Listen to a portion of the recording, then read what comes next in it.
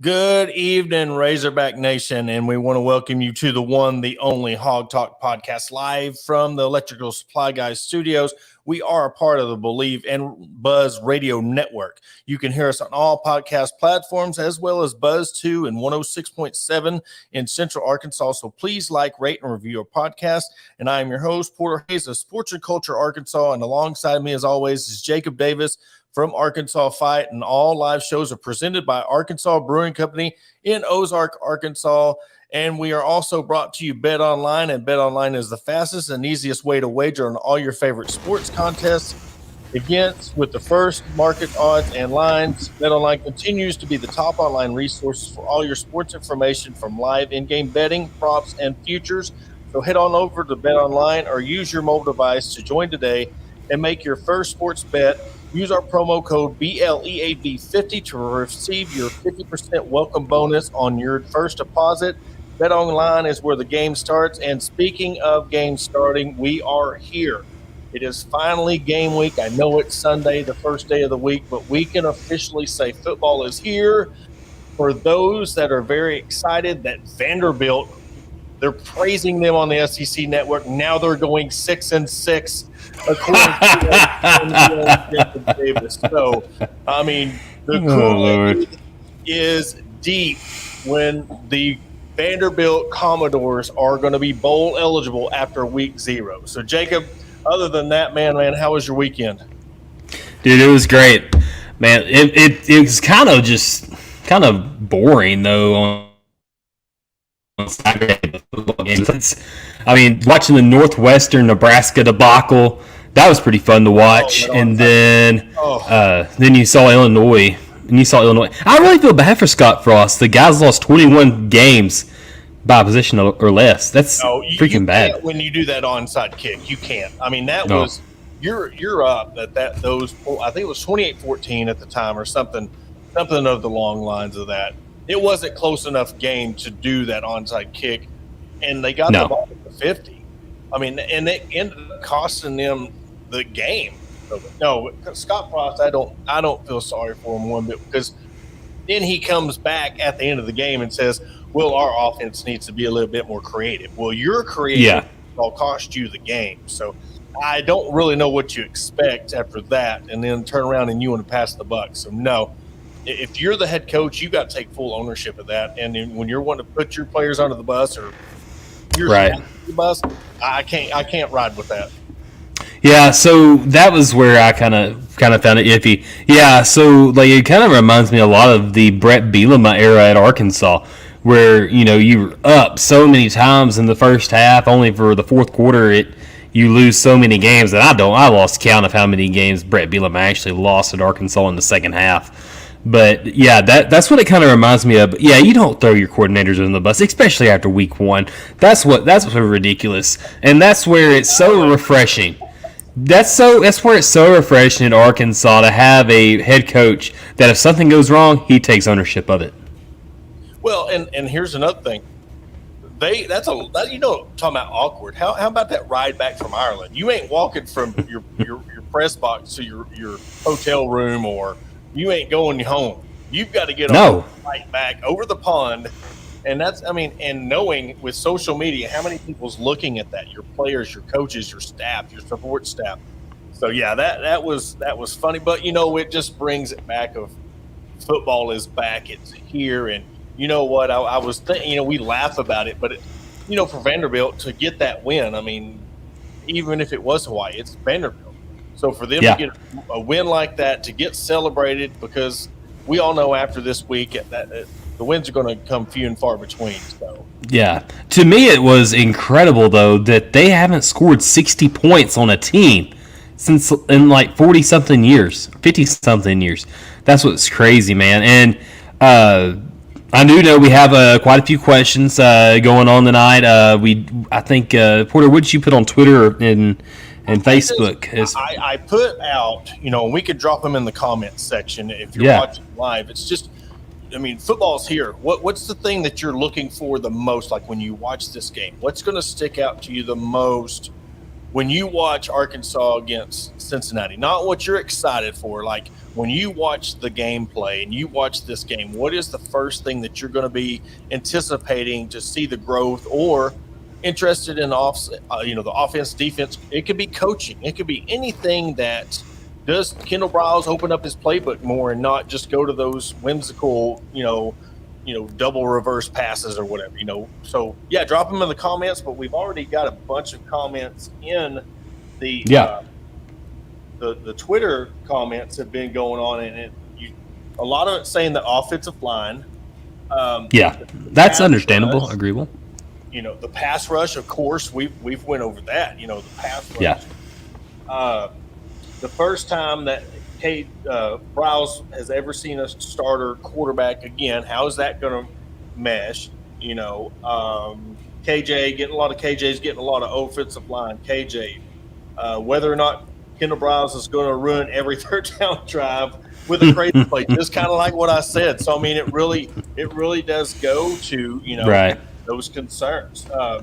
iSports Arkansas says, I'm ready to see how the linebacker group looks and anxious to see how well we rush the quarterback. So it's a lot of the same thing, pass rush, quarterback play, because here's the deal with KJ. His leash when it comes to our expectations of him is going to be short, because this is his second full year in the system. If he's making those, of course, in the first game, if you underthrow or those things that just with rhythm in a game on play, but I'm talking about throughout the season, those mistakes has got to be eliminated, especially Absolutely. If we're elevating to a 9-10 win season. If we're expecting 9 to 10 to 11 wins this season, you're going to have to play flawless football every game this year. Yeah, and I really, going back and watching his last 6 games last year, his growth from the first part of last year through the final 6 games starting against UAPB, the guy completed like 70% of his passes through 15 touchdowns, and I think only 2 picks, maybe 1 pick. He was exceptionally good last year, and I'm really looking forward to seeing what he can do coming in. This last year he was 21 touchdowns to 3 interceptions. So, which is pretty modest numbers there passing. Obviously, you got better as the season went, but you also ran for 600 yards, over 600 yards rushing last year, which was really good for a quarterback too. First quarterback to do that since Matt Jones. Obviously, Arkansas hasn't had as many dual threat quarterbacks since then, but that's really impressive too. I want to see him take a few less hits running the football, still be a factor, but Arkansas not try to call his number so many times. Maybe in third and short, fourth and short situations. But I want to see what the rest of the running game can do. What can Rocket do? What can Dominique Johnson, AJ Green, and maybe Rashad Davinian do? That's what I anticipate on offense, and on defense is the pass rush, like somebody said earlier. Who's going to get there? Who's going to do it? And there has been a lot of talk with the receiving core coming up, and who's going to step up? Thompson, right? Knox. I've seen a picture of Knox. Looks like a beast. So that's the thing that I'm looking for, because that's what I've questioned all offseason. Now there's been a hype of we got our 1, 2, and 3 receivers set. Let's see how good they go. Let's see how good they are, and see how well they mesh in a game situation. Because when we had the Cincinnati guy on, Chad, he shed more light on how important this game is. I really thought this was a 17, 21-point game. And it still might be that way, but just his insight on the game, it really made me respect Cincinnati more. and to see what, and the only question we didn't ask him was, okay, what's their running game situation going to be like? We don't know. And that if they're struggling at the run game and they turn one-dimensional, whether it's the run or pass, and they're just a one-dimensional team, Arkansas is going to eat them line because they have the depth of defense to handle that. And I think that's the biggest thing when you go into this game. Make them become one-dimensional. If you don't know how they're going to be on the run, make them run. Make them prove to you that they can beat you with their weakness, and then go out and balance it out a little bit. Right. I've been checking in on their quarterback battle. I don't think they've named a quarterback yet. And as the old ball coach used to say, if you have two quarterbacks, you don't have a quarterback. What do you think about that? I think that it's all about what we've been talking about of how tight-lipped these coaches are now. I think they know who it is, but they're not going to tell us. I think, especially with Cincinnati coming into Fayetteville, all the pressure is on Arkansas for this game. They're the SEC team. They're the one that has a lot to prove. Yes, if Cincinnati, loses this game, everybody's just going to say, well, they're not, that team we thought they were, and then nobody's really going to pay attention to them after that. But this game, when it comes to Arkansas and the fans, you cannot lose this game. I'm telling you, as excited as we are, that's where I think that when I'm talking about how much respect I have for Cincinnati, a lot of it comes into the respect and the pressure for Arkansas of how pivotal it is to win this game. And I hope they can handle it. I'm sure they can, but you cannot start this season off coming off 9-4, a team that has lost most of their talent. They got their coach back, but you have to win this game. Yeah. And, as far as the running game goes, we really don't know anything. Like you said earlier, their defense and linebackers, they're kind of retooled. Their secondary, though, that's the question mark. Will Arkansas be able to let it rip on this Cincinnati defense? Because they lost Sauce Gardner, didn't they? They did. He was their first round pick, like pick number 24. I think he's with the Panthers, Carolina Panthers, I think. So, and they lost like a couple other guys on defense too. So it's going to be a question because obviously Cincinnati's not going to have the SEC team depth. Arkansas is building their depth, honestly.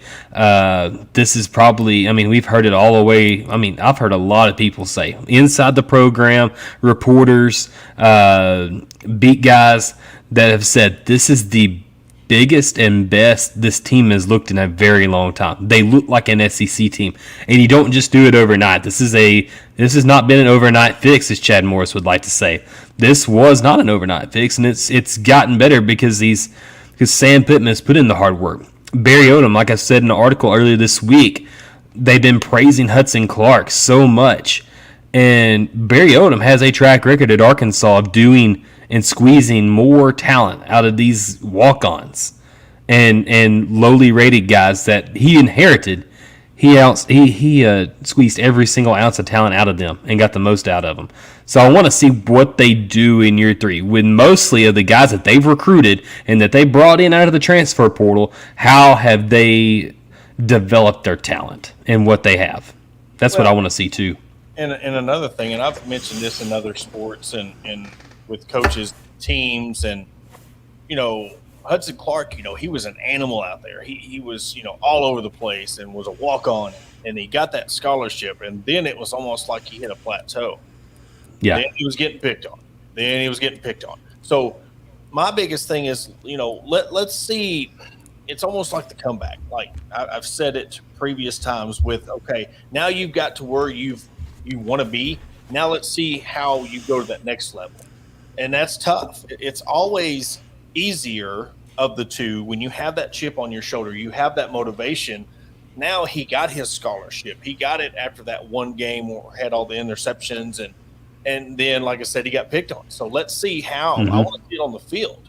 How much has he progressed? Because they're going to need him. They're going to need Slusher. They're going to need Catalan. Because you don't, as much as we talk about – KJ not taking as many hits. We don't want Catalan, your safety, to be the leading. Oh, yeah. Tackler. If your safety is your leading tackler, that's not a good thing. You got problems. And plus with his shoulder injuries, and, that's all it takes is one wrong hit to blow his shoulder out again, So Yeah, the defense is going to have to hold. The third down issue. Don't let them have those third downs, especially with a team like Cincinnati that's coming in with just as much to prove as you are, and you give them a couple of third downs and they get a score, you're keeping them in the game. And the longer you keep them in the game, the easier it is for them to come back and possibly overtake the game. Yeah. If anybody does want to get in on this conversation, leave a comment, leave a tweet. We'll discuss what you have to say. What do you think you're going to see out of the Razorbacks in the first drive? What do you expect to see on Saturday? Give us a comment. Leave it there on Facebook, on Twitter. I think Twitter brings them up too. So bring it on, guys. I enjoy conversation. There was a show a couple of weeks ago, man, where it felt like we did a whole show off of fan interactions, which is great. Comments after comments after comments, and I think. So, what kind of atmosphere? What kind of atmosphere are you expecting next weekend or this coming weekend? I think it's going to be similar to Texas, if you want my honest opinion, because it's a highly anticipated game. Yeah. I'm not saying it's going to be better than Texas. I mean, it's hard to beat Texas, just the atmosphere. But you got SEC Network coming back. First game, I mean, we've been chomping at the bit for football. Now you're getting it. You're getting a top 25 matchup. You're wanting to pump your chest out and beat, SEC. Right. So I think it's going to be a similar situation than it was in the Texas, because the buzz is already happening. I'm working up in Fayetteville, and I mean, you're already seeing the talk and the buzz, and the people just walking around campus. You can just tell them they cannot wait to get in that stadium. So I think it's going to be an electric atmosphere. I don't think, with it being, a 2:30 game, that might dwindle it a little bit. It's not going to be that nighttime atmosphere like the Texas game was, but I think you're going to have a huge crowd. Sellout, maybe, I don't know, but it's going to be a jam-packed house. Yeah, it's one of my favorite things to do. My family, we go up there for a whole Labor Day weekend. We'll come in on Wednesday night, rest, go up to Fayetteville Thursday, and do some shopping, eat some Whataburger. Go to if you haven't been to Springdale, this is a free advertisement. Go to Azul Tequila over there in Springdale. Oh man, their Mexican food will change your world. It will change your opinion of everything and make you want to come back. And we usually we'll go up there once or twice while we're in Fayetteville. But yeah, I'm looking forward to that, soaking in the atmosphere and being able to talk to Hog fans. So I still want my corn dogs staying behind my seats, but we're obviously probably not going to get that. But that'll be all right. Yeah, I tell you what, just working up in Northwest Arkansas, you're talking about the Mexican place, and I think the one you're talking about is right there on 412, right? Yeah. Interstate? Yeah. Okay. Well, right off the interstates to the right. You go down, I'm telling you, it's not just a traditional restaurant, but you go up 71 Business. There's one over there by the Harps on 71 Business. So if you come off 412, turn right. Going towards Town? No. You go you go all the way to the red light 71 Business and you turn right. There's a Harps there. There's a Mexican place just past that. It's one of them taqueria shops, but I'm telling you, you go to those ones that have, oh my goodness, and I ate authentic. Yes, very, very authentic. And then today in Fayetteville, where the King Burrito used to be by Zaxby's, it's a different name, but it's Tacos, Burritos, and More. But it's right there on the drag right there, Martin Luther King Drive. Oh yeah. In that place, I had the Steven special there, and holy moly, I'm talking you want to get full, eat that. I mean it was really good, but you're getting a lot of authentic Mexican food up in Northwest Arkansas. Yeah, we got a few places around Little Rock, which, I mean, I'm a big fan of the one on Rodney Parham. I know we're getting off track, but hey, I don't think this is a bad idea to kind of give people some pointers as far as what to eat while you're up there. I mean, if you want to try something new, try some of these places that me and Porter are recommending. Because I mean, I know Mexican food. I love it. I've been eating it since I was probably in the nacho cooker. But it's Azul Tequila, man, one of the best places around. Yeah, and of course you got your JJs and your places. If Yeah. it's going to be a highly anticipated matchup. If you want a place to go watch the game, your JJs, your Buffalo Wild Wings, all those places where you could sit down and watch it on TV. I mean, there's a lot of places that are good to choose from. I mean, even up in Rogers, go to Top Golf, swing you some golf balls and watch the game on the big screen there. I mean, they have this huge screen. I don't know if you remember the old Best Buys, but in the backpack, they used to have a whole wall that was a TV. Oh, yeah. Well, I remember that. That's how they have it at Top Golf and Rogers. They have it's just the wall is a big screen TV. And, when you're waiting to get in your bay, you can go over there and watch the game. But no, I cannot wait for the game. I can't wait for a full slate of college football. And seeing what this team can do. We had a comment on our Twitter. They're anxious to see how many points Arkansas gives up against Cincinnati. They don't want them to give up 40 points. So I think that's another thing, the depth of the team. It's going to be hot. How does the heat affect them? How does this really, the transition of you're not practicing against your own team anymore. You're playing a full-fledged game. So there's going to be a lot of questions when it comes to this game. But do I really think in the grand scheme that Arkansas is going to lose this game? No. I mean, at least 14-point game. I mean, I just don't think that with how deep Arkansas is and how talented they are, with their defense coming back, and you got Catalon coming back, you've got Sanders, you've got Poole, Catalon, your front line. I mean, I just think that they're going to be poised to make a deep, make Cincinnati, they're going to wear them down. And in the fourth quarter, I think that they're going to pull away. Oh, yeah. I don't think it's going to be after talking to Chad a couple of weeks ago. I'm really thinking it may be more. I was saying 45, 20, 24, something like that. It could be like a 35-21 game, and that's okay if Arkansas can milk the clock, because what Sam Pittman has done is built a huge offensive line. He has a dominant run game that led Power 5 football last season, 227 yards a game. So they're going to improve. They are going to want to enforce their will on this Cincinnati team. And we've seen it before. We've seen it when an offensive line under Sam Pittman has their minds right, what they can do. We saw it in 2014 and 2015 when Alex Collins ran for over 1,600 yards, what they did with Jonathan Williams and Alex Collins the year before that in 2014. So when these guys have their minds right, they are not pushovers. They're a great offensive line, and I want to see what they can do, because it's going to have to wear Cincinnati down. I don't think they have the depth, like you said earlier. Jerry White says, will Hornsby be playing receiver? I think we'll see a couple of packages, maybe. But, I mean, are they going to hold him out for maybe some games down the line? That's a touchy question there, because we really don't know what to expect, because from reports that I've heard and what people have told me close to the program is that Hornsby has been the majority of the time been playing backup quarterback. So I don't really know yet. We'll see. It's tough, because when you're looking at an SEC team, you're saying that, and I'm not saying that Hornsby's a starter, or if you got two quarterbacks and you have no quarterback at all. But with KJ being a running first quarterback, it scares me, because at any point in time he could go down, he could take a hit, Yep. He could take a cut.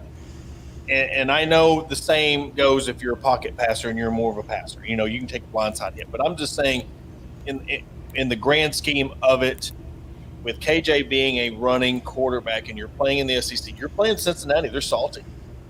I just think when you have the situation, you don't have, if you had a legit other backup as good as Hornsby, maybe you try to put him at receiver. Yeah. But I don't think you can gamble putting him at receiver just because it's very, very, very important he gets those reps. And if you're taking second team reps away from him and putting him at receiver, I think you can't afford to do that. No. And that's where this Hornsby playing receiver? I don't think so, because you've got your 3 slot guy or your 3 receivers, and you've got your tight end set. They might bring him in as a decoy. I can see them running him in a slot on like a quarterback draw just to get that linebacker to kind of move over a little bit. Which you cheat over on Hornsby or put him on the right side, and then you run a quarterback draw or quarterback, or kind of like a sweep, something around the left side. Kind of like a decoy. Yes. Yeah. That would be the situation. But as in throwing to him now, I mean, you never know. I mean, they might have a decoy where you think he is a decoy, and then he catches the ball. Yeah. Jerry kind of says the same thing as what I'm thinking. He says, I think it's a bad thing if Hornsby plays wide receiver this game. I think that would mean our wide receiver depth is too good. I think that would mean our wide receiver depth is too good. Okay, I guess I was misreading it. I would bet they may have a couple of special plays for him to be in there, but more than 5 snaps with him at wide receiver isn't a good look in my eyes, and because of how good these wide receivers are supposed to be. Because, you think about it, you can keep Hornsby there. We've heard good things out of guys like Jaden Wilson, who's a sophomore receiver. We've heard about Isaiah Satania. We've heard about McAdoo. You've got Jaden Hazelwood. You've got Matt Landers. You've got Trey Knox at tight end. I'm trying to think of a couple others. Warren Thompson. And I think that's 6 legit receivers and a tight end. You usually only take 7 to 8 wide receivers on the road anyway. So somebody will end up emerging, and I don't think you give Malik Hornsby a shot, to be honest with you. Dala DP says Tyrus Washington. Sorry, buddy. There you are. Tyrus Washington. He's the freshman tight end out of Georgia that they got. He's 6'4", like 245 pounds. Good-looking kid, man, and he's been making some plays in practice. But, I mean, as you know, he's not had any kind of SEC game experience or any kind of game experience at all in college. So he's a big question mark as far as maybe getting early playing time. But you've got roles for most of all your wide receivers. So I think Arkansas is in a good spot not to have to use Malik Hornsby. But back in the spring, you didn't know what you had. Now in fall camp and throughout the summer, you've got it, I think. And to go back to Jerry's point, too, this is still Cincinnati. This is not a conference game. You do not want to put a package in. You don't want to use him when you don't have to. Right. It's going to tip your hand of what you've got. You don't want any film on, especially in a game like this where I think you should not handily win, but you should win. And if you put him in, you're automatically tipping your hat of how you're going to use him. Okay, if he's at the left side and they send him in motion, they might do a read option play with him or anything that can give a defense, especially how many freaking assistants and whatever they got, reserve assistants and alternates, and you got a whole room of an analyst that can sit there and break down everything he's doing. So, and with the computers, and you could sit there and type up any kind of formula on how they run their sets. So anything that, unless he is just for sure going to be a wide receiver, I would not even think about putting him in this game, because you've got South Carolina coming up next.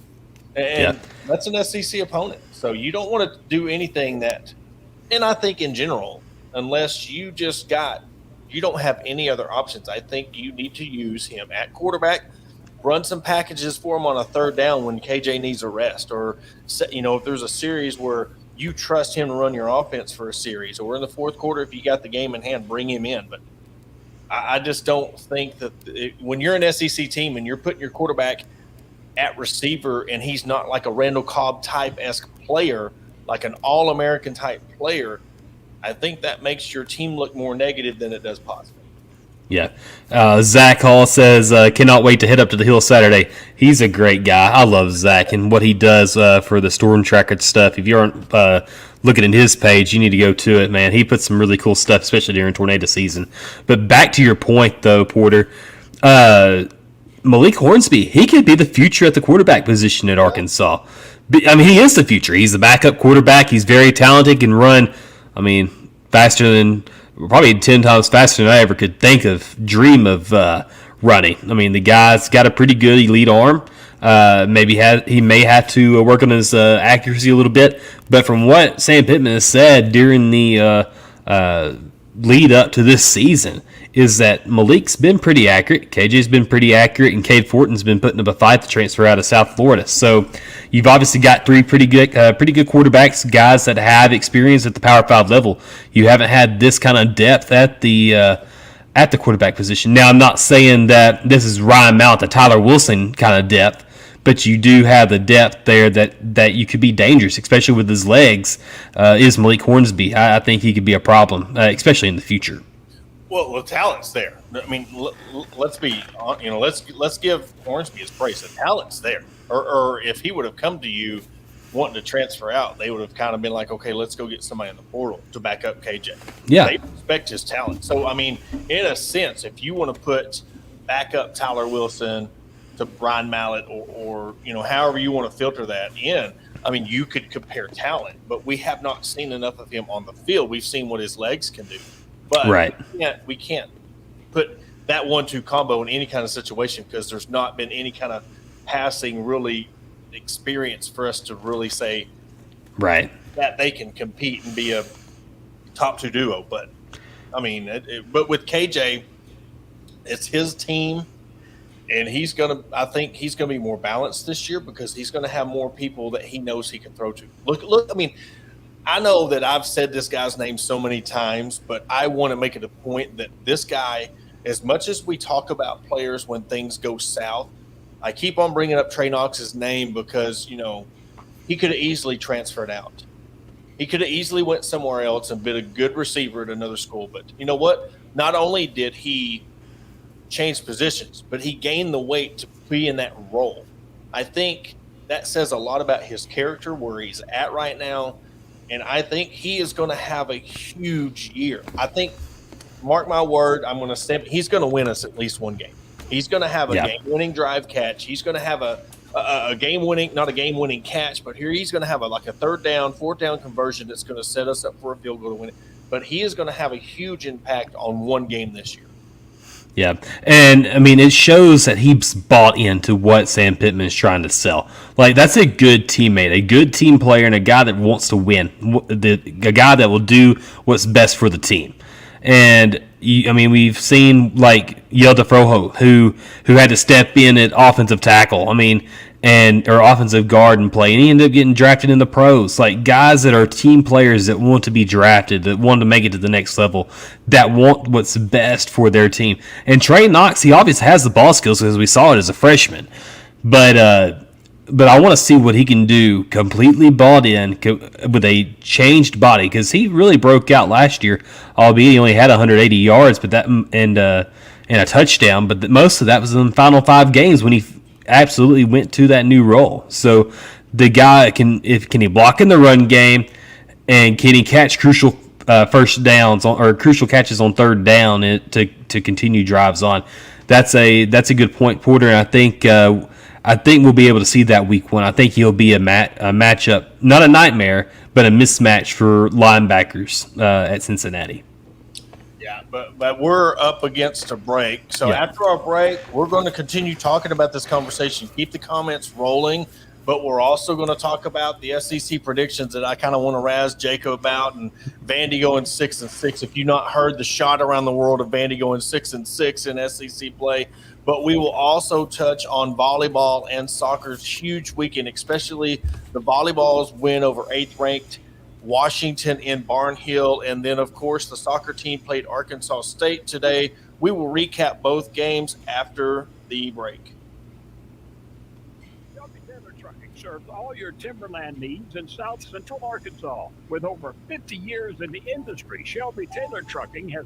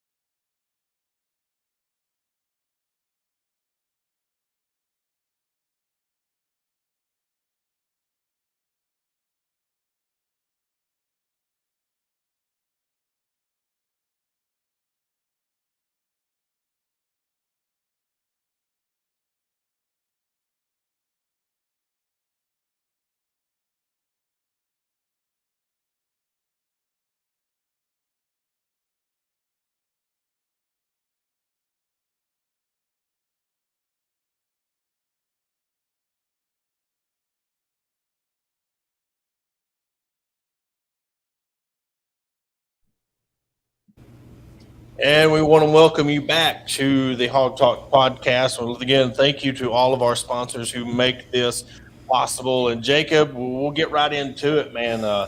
You made a questionable tweet, and I kind of told you, you wanted us to bring it. So, hey, if you want to get in the comment section, this is time to get in the comment section because, oh, goodness. I mean, not only did you say that Arkansas, and if I catch flack for this, I catch flack for it, or whatever. Not only is Arkansas going to win the national championship, they are going 12-0. I think this is what you put. 12-0. 11-1. 11-1. Okay, 11-1 and 7 conference. And your loss is to Mississippi State. Listen, Linda. Listen. Okay. So yourself on that. Okay. So Arkansas is known for losing a game that you just completely don't expect them to lose. Now I was surprised when I had Mississippi State at 6-6 and 2-6 when I made this prediction, because this is really cool. So it's like schedule predictor, and you can go on there and pick games for each week, and it calculates what you have the SEC records for all the teams. So I picked them to lose to Mississippi State, and I've said this on the pod before. Because you go to Starkville. Starkville's a hard place to win at anyways. You got the Cowbells, and Mississippi State's usually good year 3. Or my college is usually good year 3 at a school.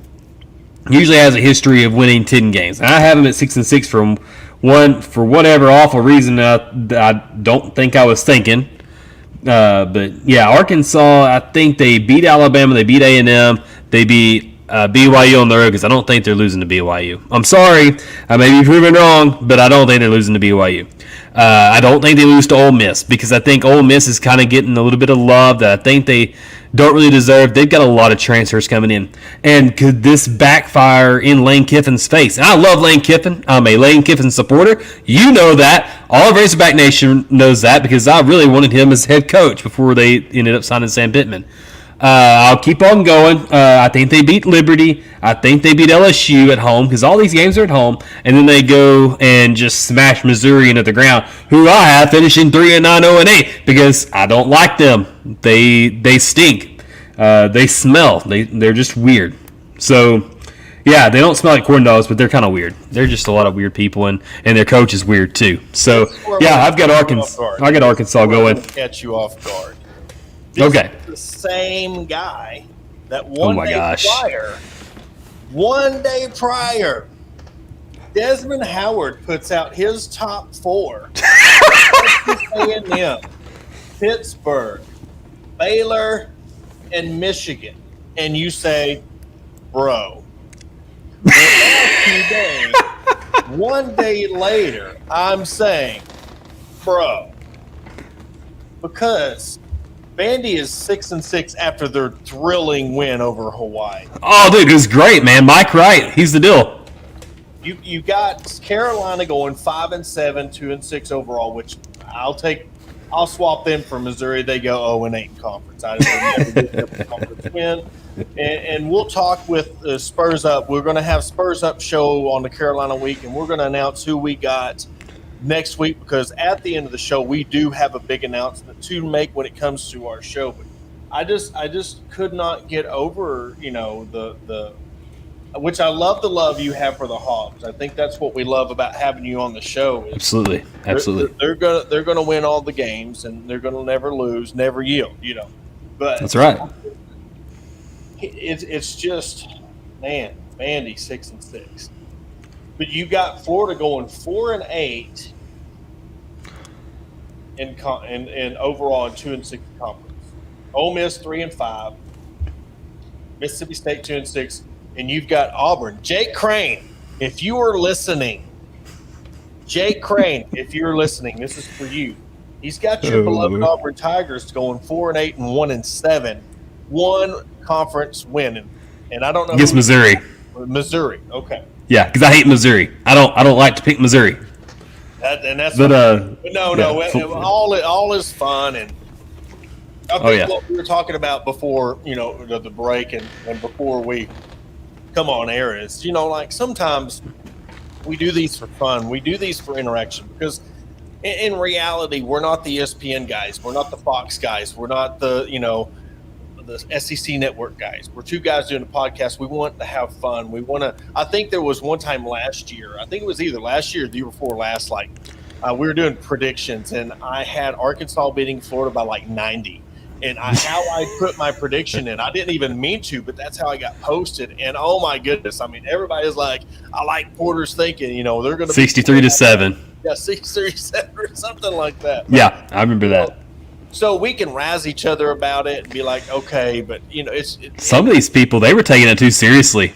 But that's what it is. I know it's hilarious. We're gonna love it because guess what? Here's the thing. What you're gonna have to realize, you're gonna forget about this weeks down the road. But guess what? When Vanderbilt ends up going 3-9 or 2-9 or 1-10, you're gonna be forgetting about it. You're gonna have a nice, lovely dinner with the wife, and then yep. And you're gonna get all these texts that remind you because we have screenshots now. And we have things where we can remember the good old days. Yes. Moments where we can say, you remember that time when Jacob said Vanderbilt was going 6-6? Hey, I mean, Clark Lee already said that he's working to have the best. They're going to be the best. The best in the country. They're working on it. They need. So I'm giving props. I think that's what I meant to say. How dare you have them 6-6? Because according to their coach, they're going to have the best program in the country. So he didn't say win though. He didn't say win. Now, okay, and this is where I want to ask you a serious question. Okay. Do you honestly think Kentucky can beat Georgia? I think so. I'm starting to buy kind of some stock into what Will Levis is doing. I think he has a pretty good arm. I think he's pretty talented. And I went back and watched some highlights, which is obviously the good things from last season. Dude has some wheels too. Not having Chris Rodriguez, which is like the first 2 weeks of the year, is probably going to hurt them a little bit. But they don't have anything they can't do. I mean, obviously there's what's that guy's name? Savassier Smoke or whatever at running back. He's still there. What Mike Stoops has built at Kentucky is something that I think has staying power, especially with him. I think they can take that next step, and I believe that if they get a couple of breaks, just like Arkansas, if they can get a couple of breaks, they can win the East. And I mean, obviously it's going to be hard, but Georgia's got to slip up at some point, just like we think Alabama slips up at some point. I think Kentucky can do it this year. I mean, maybe to be 11-1, but and with a loss to Georgia. But I do think Kentucky has a good shot at beating Georgia in Athens. Well, I'm looking at the schedules right now, and I'm really theoretically looking at this and seeing how this could be possible. Okay. November 19th, and it's at Kentucky. And if you look at what Kentucky has leading up, they got Missouri and Vanderbilt. And if you look at Georgia, leading up to that Kentucky game, they got Tennessee and Georgia. So I will honestly give you some credit because Tennessee and Mississippi State are both underrated teams. They could possibly not beat them, but wear them down to beat them. Because if Kentucky does go into this game, it's at Kentucky. And if both teams are highly ranked and both of them either have one loss or two losses, they're going to have that 6 o'clock SEC network game or ESPN game. Kentucky's a hard place to play now. So it's not going to be like it's 11 o'clock game. It's at Georgia. So I kind of can see where it can happen. But once again, Kentucky's that team that always has those high expectations, but always drops the ball.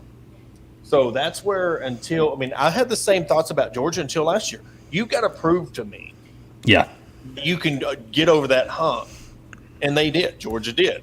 They won the national championship. They beat Alabama. So, and with the Kentucky, it's going to be the same way. That's a perfect opportunity. You're coming into battle you've got a week, maybe two, depending on how bad Missouri is. You got Missouri. You've got the two worst teams in the SEC East one, to get you healthy, get you rested, and meanwhile preparing for that game for Georgia, and you catch them off guard. So, but I mean, Yeah. it's not as ridiculous as it seems, but I'm not going to believe it until it happens.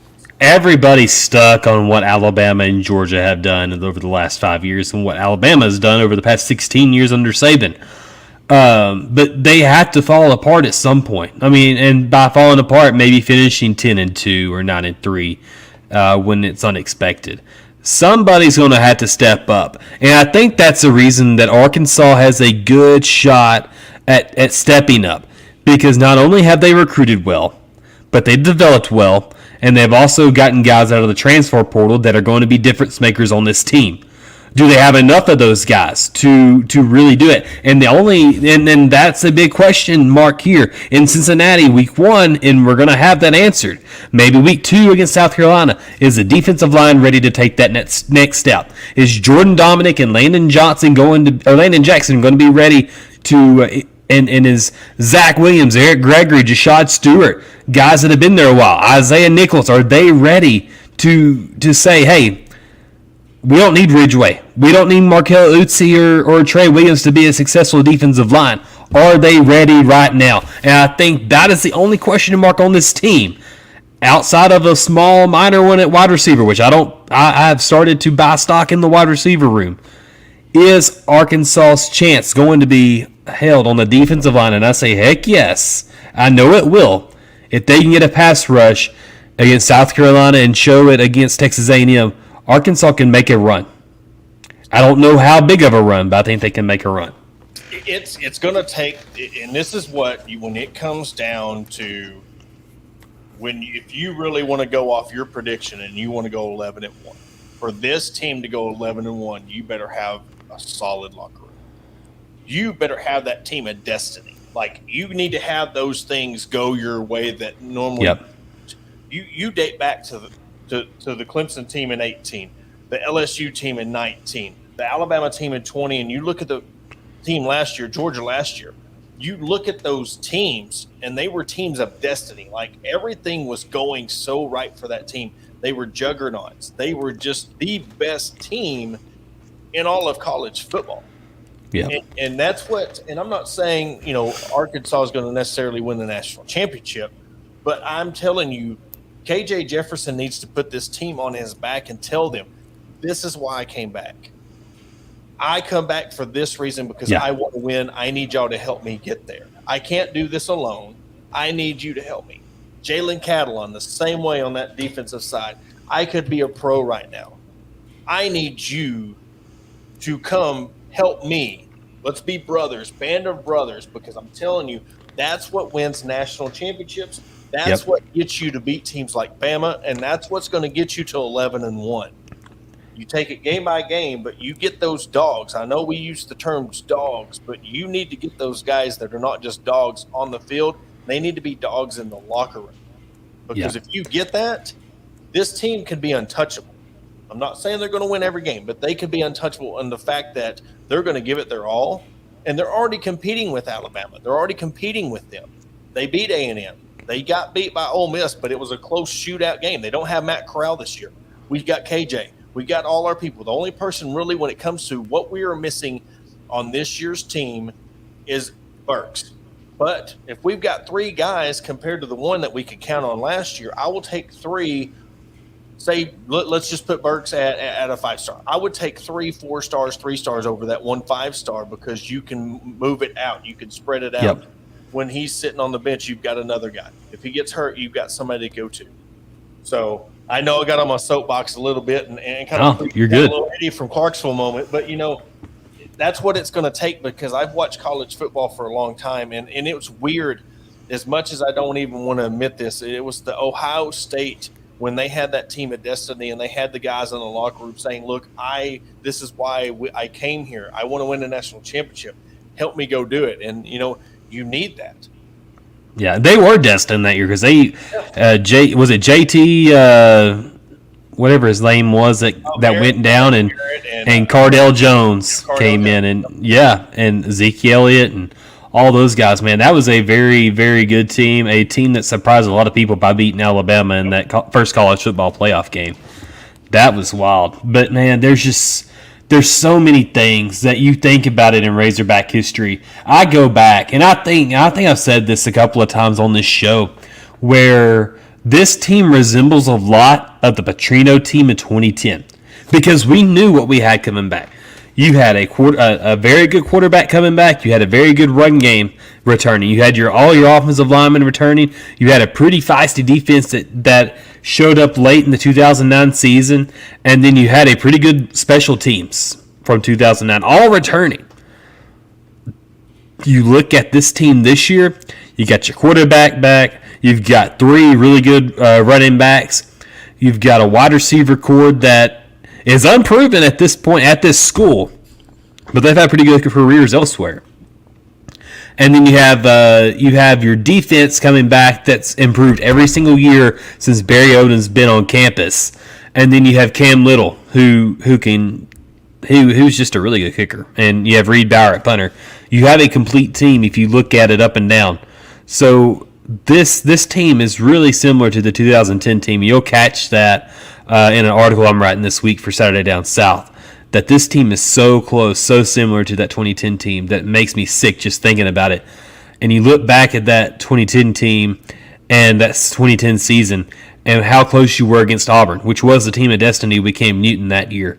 You were that close to potentially playing for SEC championship, stomping South Carolina in the throat, and then going and playing in the SEC champion or the BCS championship against Oregon that season. So, man, revision history. But yeah, this is really close. If it's going to be a team, like if we're talking about like the potential of this team. Yeah, I know we want to sit here and just say that 11-1 is outlandish, but if this team if it was going to happen to any team, this would be the year that it would happen. You've got transfer portal players coming in that have proven. You're getting them from LSU and Georgia, them top tier teams that have played on national championship teams with Georgia and Alabama. Yeah, you got from LSU coming in. You've got KJ back. You've got your key running backs back. You got some receivers that you know you can throw to. Biggest thing is you've got your head coaches back. You got both coordinators and your head coach back. You've got guys, especially when it comes to you've got a guy on your defense and your offense in Catalon and KJ that if things are not going according to plan, kind of like Chad said with Cincinnati. And another point that I'll make is it's not when it comes to a championship team. Let's see how they do when things don't go their way. When they're forced to be outside their comfort zone and still win. Get those grimy wins. That's happened to every team. They've had a grimy win or a game that they should have lost, and they ended up getting a break and kicking a field goal or getting you thought the guy was going to intercept it, and they miss it, and then you run into the end zone. There's going to be games like that. It's happened to every single team, even the teams like LSU and Georgia and Clemson and Alabama. They've had those games where they've even lost games and end up winning national championships. So, it's not too far-fetched, but I want to see where this team's at before I start really, just because of the disappointment, and seeing where they're at. But, man, I'm telling you, as pumped up as we are right now, could you imagine how pumped up this place is going to be if both teams are 4-0 and Bama comes to town? Oh, man. I made a TikTok video about that last week. Man, I got flack. I have been receiving flack all week being a sunshine pumper, but man, I'm just having fun with it, man. This Arkansas. Look, you think about with the whole deal with Texas. You've lost 16 straight games to Alabama, 15 straight games to Alabama. This could be the year that you do it. It's at home. You've got an actual proven coach there and a proven roster that showed what they could do last year against them. Then you get them at home, and I know Alabama. They had to rebuild last year. They've got something to prove because they got to the playoffs, but they were rebuilding. You've got Henry To'oTo'o, you've got not Jalen Hurts. I'm sorry, Bryce Young, and so many other good players at Alabama coming back. You've always got 5 stars on top of 5 stars on top of 5 stars there at Bama. But is this the year that Arkansas figures out how to get it done. We saw it happen last year when Texas A&M beat them. You know, the crowd was a difference there. If Arkansas is 4-0 and Alabama's 4-0 as well, man, Fayetteville's going to be electric. I'm looking forward to it. Well, let's switch gears because over the weekend we had two programs have very good weekends, especially I want to start off with the volleyball program. They started their season off and they split with Washington, which that is the highest ranked team that's ever come into Barnhill since 2007 when they beat Florida. So for them, you know, Jason Watson and we're talking about depth and people coming back. You got Taylor Head, Jill Gillian, you know, Maggie Cartwright, all these key pieces that come back. And for them to take down a team like Washington when, you know, Coach Watson was kind of afraid that they hadn't had enough preparation for this team. And you know what? This is a thing that I want to point out, that they play their games on Friday nights and Saturdays. So you're trying to compete with high school football, college football, and you still get electric enough a crowd that propels you to beat Washington. I'm giving the Arkansas volleyball team my team of the week because, you know, that's a huge win. They're one of them programs that has set the foundation, but, you know, they missed the NCAA tournament last year, and you come in and your first game, your first opponent, it's not a cupcake.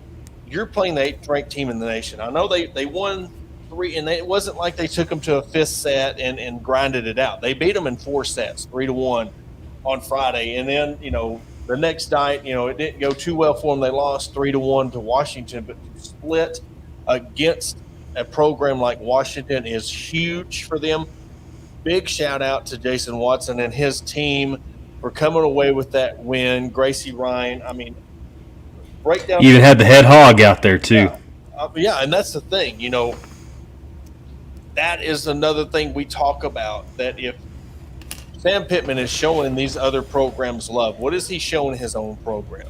What does he say to his own team, you know? And for them to come out and just to beat them, you know, it was just he was so proud of his team for them pulling out that win. So I really want to give them mad props. And then the soccer team played in-state, Arkansas State, and I actually got to attend this game for the first half. And I'll tell you what, this was my first. Now, I've watched on TV and covered the team for a couple of years now, but I've never really got to attend a game. I got to go to my first game today, and I'll tell you what, there was a sellout crowd today.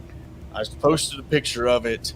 It was Sunday. It was hot, right dead afternoon, 1 o'clock, and they filled the stands. They were getting pumped. Arkansas State is they're a scrappy team. And I'll tell you what, you want to talk about physical and scrappy and chirping, and that is not a game for the weak.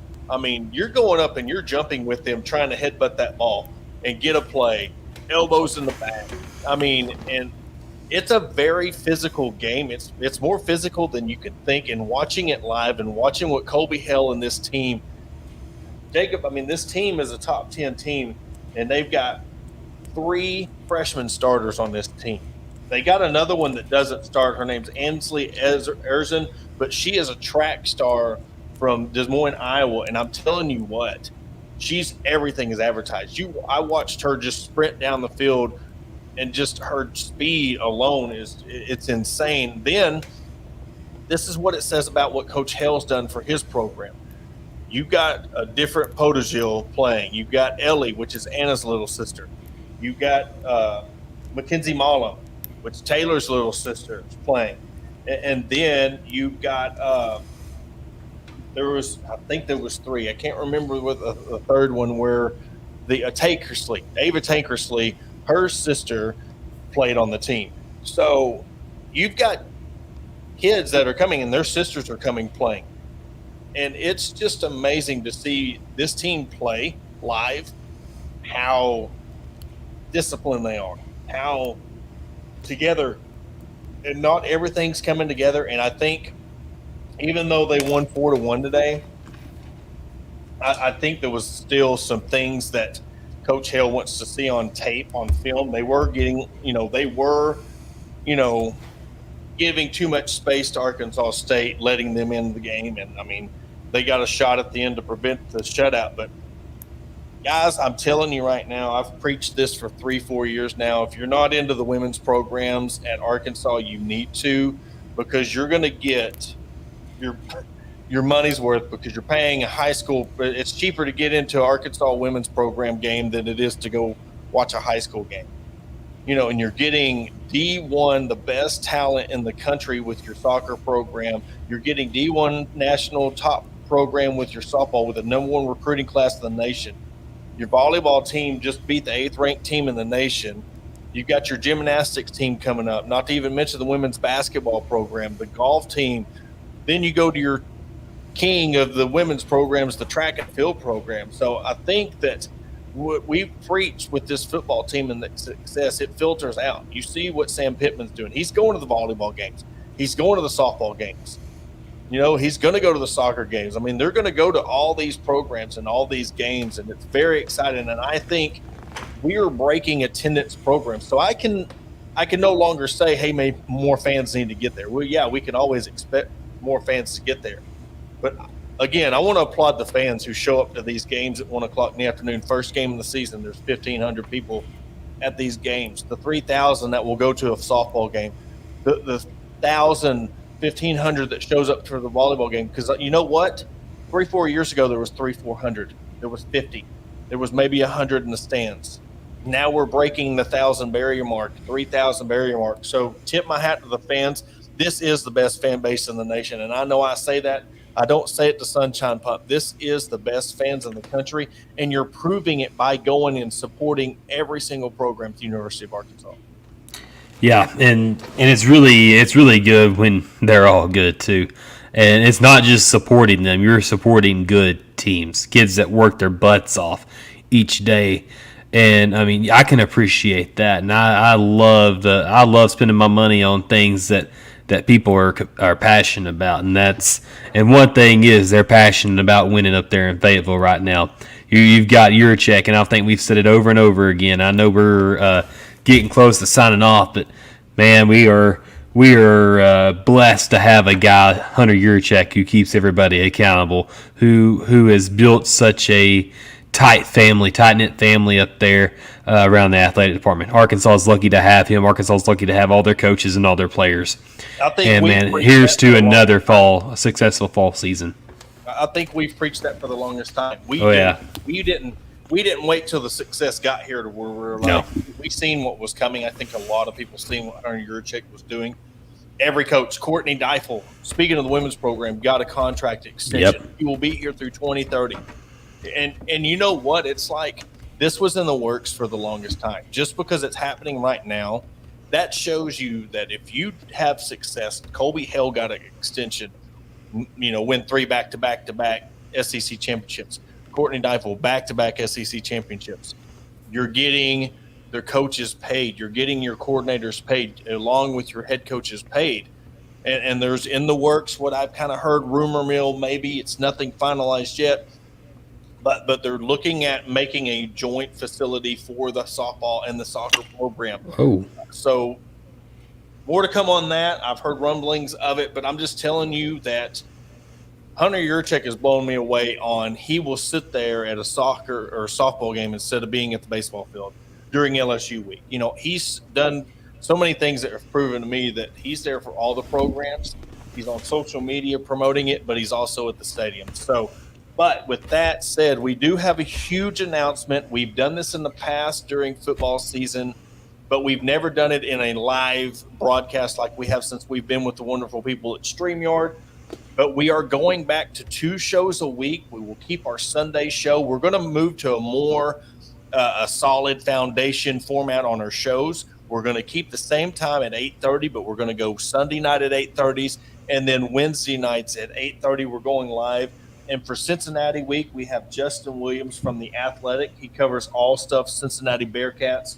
So be sure to go give him a follow. I'll tell you what, we've had one Cincinnati guy on, and it was electric. So I want the comment sections hopping, because another thing that we're going to be trying to do, we're going 30 minutes on that Wednesday show, and then we're going to start doing more spaces. We've tried it a couple of times, got really, really good feedback, but we've also, we want to interact more with the fans, and I will take ownership on that. Where I think we've lacked the most is really interacting with you fans. We ask fans to come to us, but I feel like we've kind of lacked on coming to you. So we're going to come to you more. We're going to be at live events. We're going to be at sporting games. We're going to be at more, Jacob's going to be at the Cincinnati game. Go up and say hi to him, shake hands. Let's get to know the fan base. We want the fan base to get to know us. And on top of that, with everything, we want this season to be, the best season for the Hogs, and we want it to be the best for us. But I think having that Wednesday show is going to be huge for us. Like I said, 30 minutes, and we will we're going to try to bring in the best guests we can. We got, like I said, for Cincinnati, we got Justin Williams Athletic. We got the top podcaster in the state of South Carolina, the Spurs Up show coming up for South Carolina week. And you know what? If you look at my background, that's going to be a very interesting week. He does not know about my background. So try to keep that a secret for him. I really want to surprise him to add that little extra knife that we're going to beat the crap out of South Carolina. And I get to show him my beautiful background here in the Heineman, the Electrical Guy Studios. Yeah, man, it's been a good show again tonight, Porter. Man, I'm looking forward to what this week brings.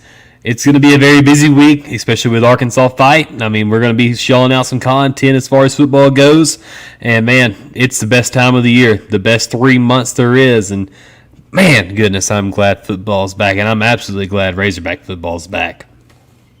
And, along with that, I've been doing some recaps and previews of the, women's stuff, yeah. Soccer games. I'm going to finish up my soccer recap tonight. So make sure you're going over there and checking those out. We post them on Facebook, but to bring in our Wednesday show again, we do have a sponsor for that, and it is the law firm of Christopher Brockett, Robinson, Beasley, and Shipley in Ozark, Arkansas. So they will be, our sole advertiser for the Wednesday show. So it will be the Brockett Law Firm preview show. So really looking forward to them.